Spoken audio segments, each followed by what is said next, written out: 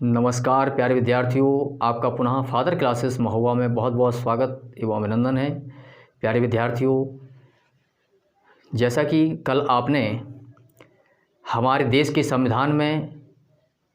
संविधान की 8वीं अनुसूची में उल्लिखित 22 भाषाओं को आपने एक बहुत ही अच्छी ट्रिक के माध्यम से उन सभी भाषाओं को याद किया। और प्यारे विद्यार्थियों, इसी क्रम में आज हम आपको कुछ लॉन्ग मेथड से और तत्पश्चात शॉर्ट मेथड से आपको कुछ और नई जानकारियाँ देंगे। तो प्यारे विद्यार्थियों, आइए शुरू करते हैं। और इससे पहले आपको एक बहुत ही सुंदर कविता सुनाएंगे, जो कविता बहुत ही ज्ञानवर्धक है। तो आइए शुरू करते हैं कि भारत माता का मंदिर यह, भारत माता का मंदिर यह, समता का संवाद यहाँ। भारत माता का मंदिर यह, समता का संवाद यहाँ, और सबका शिव कल्याण यहाँ है, पावे सभी प्रसाद यहाँ। जाति धर्म या संप्रदाय का नहीं भेद व्यवधान यहाँ। प्यारे विद्यार्थियों, हमारे देश में अनेकता में एकता है। प्यारे विद्यार्थियों, सभी लोग मिलजुल कर रहते हैं, चाहे किसी भी जाति धर्म के लोग हों, हमेशा मिलजुल कर रहते हैं प्यारे विद्यार्थियों। और हमेशा इसी प्रकार से रहना चाहिए, और तभी हमारा देश पुनः सोने की चिड़िया कहलाएगा। और प्यारे विद्यार्थियों, आपको जानकारी होगी कि हमारा देश पहले से ही विश्व गुरु के नाम से जाना जाता है। और प्यारे विद्यार्थियों, हमेशा हमारा देश विश्व गुरु के नाम से जाना जाता रहेगा। तो प्यारे विद्यार्थियों, हमेशा अनेकता में एकता बनाए रखें। तो आइए शुरू करते हैं, इस सुंदर कविता को सुनें कि भारत माता का मंदिर यह, समता का संवाद यहाँ। भारत माता का मंदिर यह, समता का संवाद यहाँ, और सबका शिव कल्याण यहाँ है, पावे सभी प्रसाद यहाँ। जाति धर्म या संप्रदाय का नहीं व्यवधान यहाँ। जाति धर्म या संप्रदाय का नहीं भेद व्यवधान यहाँ। और प्यारे विद्यार्थियों, सबका स्वागत, सबका आदर, सबका सम्मान यहाँ। राम रहीम बुद्ध ईसा का सुलभ एक सा ध्यान यहाँ। राम रहीम बुद्ध ईसा का सुलभ एक सा ध्यान यहाँ, और भिन्न भिन्न भाव संस्कृतियों के गुण गौरव का ज्ञान यहाँ। प्यारे विद्यार्थियों, हमारे समाज में कुछ जो अनसिविलाइज्ड पर्सन हैं, उनके अंदर कुछ गलत भावनाएं रहती हैं। जैसा कि कभी कभी कुछ लोग कहने लगते हैं कि हम इनको नहीं छुएंगे या वे हमें ना छुएं। ये बहुत ही बुरी हैबिट है।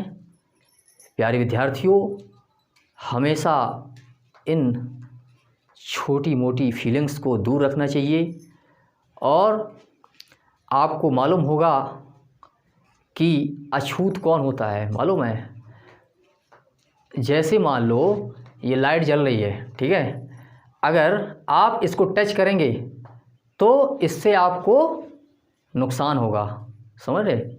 और अगर आपने देखा होगा, अगर आप बिच्छू के डंक को अगर टच करेंगे तो उससे भी आपको बहुत ही ज़्यादा पीड़ा होगी, आपको कष्ट होगा।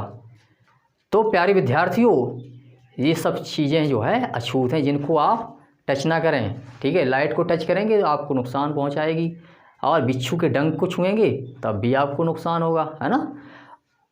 तो इस प्रकार से प्यारे विद्यार्थियों, हमारा आपसे यही कहना है कि आप कभी भी गलत फीलिंग्स अपने अंदर ना रखें, और सभी लोग इस शिक्षित समाज में रह रहे हैं और अधिक से अधिक शिक्षा प्राप्त करें और आगे बढ़ें।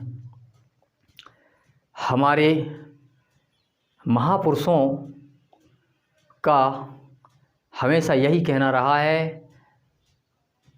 कि शिक्षा उस शेरनी का दूध है, जो जितना पिएगा वह उतना दहाड़ेगा। प्यारे विद्यार्थियों, तो पढ़ें, शिक्षित हों और समाज को भी शिक्षित करें, जिससे कि किसी भी व्यक्ति के अंदर गलत फीलिंग्स कभी ना रहें, तभी हमारे देश का विकास होगा। प्यारे विद्यार्थियों, जब हमारा देश एक विकसित राष्ट्र होगा, तभी हमारे देश का नाम रोशन होगा। और प्यारे विद्यार्थियों, हमेशा लगन से जो भी काम करें पूर्ण लगन से करें।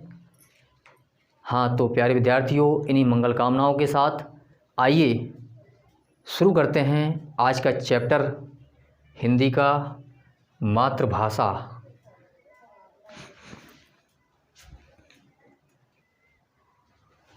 हाँ, तो प्यारे विद्यार्थियों देखें, मातृभाषा।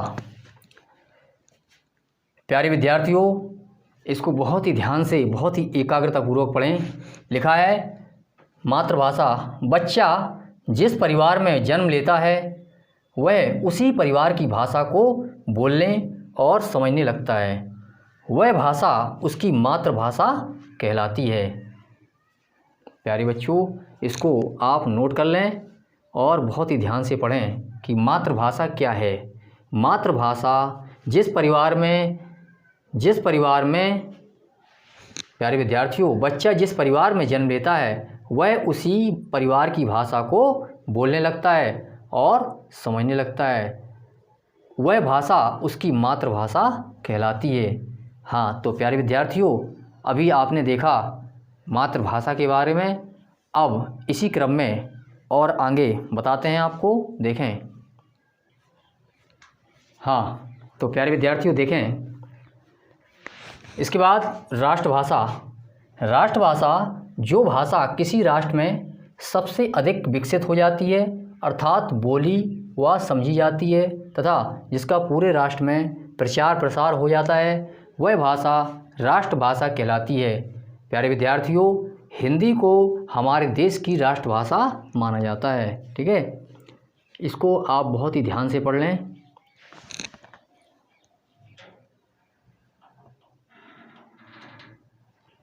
हाँ, देखें, राष्ट्रभाषा जो भाषा किसी राष्ट्र में सबसे अधिक विकसित हो जाती है, अर्थात बोली व समझी जाती है, तथा जिसका पूरे राष्ट्र में प्रचार प्रसार हो जाता है, वह भाषा राष्ट्रभाषा कहलाती है।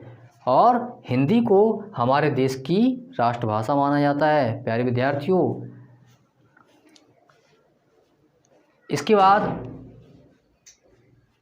आगे देखें।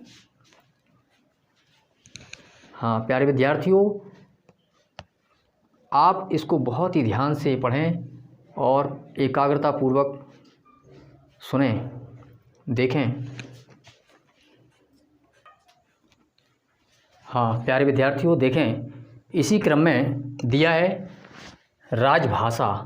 राजभाषा सरकारी कामकाज में जिस भाषा का प्रयोग किया जाता है उसे उस देश की राजभाषा कहते हैं। भारत की राजभाषा हिंदी है। इसे भारतीय संविधान के अनुच्छेद 343 के अनुसार 14 सितंबर 1949 ईस्वी को भारत की राजभाषा के रूप में स्वीकार किया गया था। प्यारे विद्यार्थियों, बहुत ही ध्यान से पढ़ें, बहुत ही एकाग्रतापूर्वक पढ़ें। देखें, सरकारी भाषा है। देखें, राजभाषा क्या है? राजभाषा सरकारी कामकाज में जिस भाषा का प्रयोग किया जाता है, सरकारी कामकाज में जिस भाषा का प्रयोग किया जाता है उसे उस देश की राजभाषा कहते हैं। और भारत की राजभाषा हिंदी है। इसे भारतीय संविधान के अनुच्छेद 343 के अनुसार 14 सितंबर 1949 ईस्वी को भारत की राजभाषा के रूप में स्वीकार किया गया था। प्यारे विद्यार्थियों, इसी क्रम में आगे देखते हैं। हाँ, प्यारे विद्यार्थियों देखें, इसके बाद इसी क्रम में दिया हुआ है मानक भाषा, अब मानक भाषा क्या है? भाषा में एक रूपता लाने के लिए शिक्षाविद तथा विद्वान जिस भाषा को मान्यता देते हैं उसे ही मानक भाषा कहते हैं। प्यारे विद्यार्थियों, इसको पुनः पढ़ लें। मानक भाषा, मानक भाषा भाषा में एक रूपता लाने के लिए शिक्षाविद तथा विद्वान जिस भाषा को मान्यता देते हैं उसे हम क्या कहते हैं? उसे कहते हैं मानक भाषा।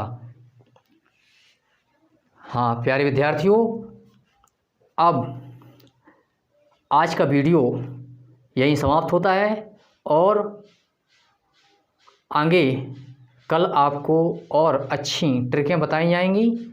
आज हमने आपको लॉन्ग मेथड से बताया, कल हम आपको ट्रिकें बताएंगे।